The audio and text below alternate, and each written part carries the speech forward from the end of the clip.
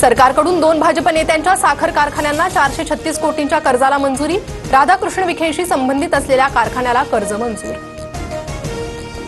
आर्थिक वर्षाच्या शेवटच्या दिवशी 183 GR कोट्यवधी रुपयांचा निधी आणि अनुदान वितरित। रात्री उशिरापर्यंत मंत्रालयात कारभार सुरू।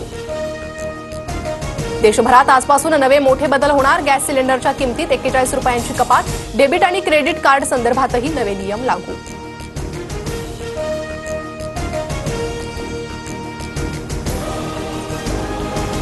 म्हाडा राज्यात 19,497 घरं बांधणार। मुंबई मंडळांतर्गत 5,199 घरं बांधली जाणार। पुणे, कोकण, नाशिक, अमरावतीसह छत्रपती संभाजीनगर आणि नागपूर मंडळामार्फत घरं बांधण्याचं उद्दिष्ट।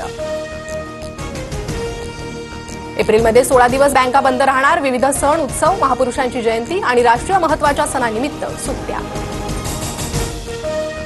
अमेरिका, ऑस्ट्रेलिया, अर्जेंटिनात हापूस आंब्याचा गोडवा चाखायला मिळणार। मुंबईतील केंद्रातून 4,000 टन आंबा निर्यातीचं उद्दिष्ट निश्चित। समृद्धी महामार्गावरील प्रवास महागला। महामार्गाच्या टोल दरात आजपासून 19% वाढ होणार।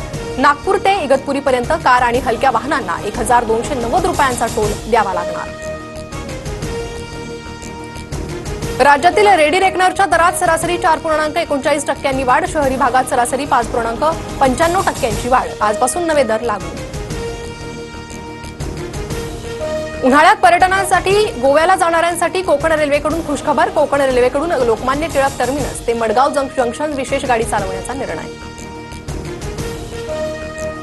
पुणे शहराचा पाणीपुरवठा गुरुवारी बंद। जलवाहिन्यांची तातडीची देखभाल दुरुस्तीची कामं करणार। तप शुक्रवारी सकाळी उशिरा आणि कमी दाबानं पाणीपुरवठा होणार।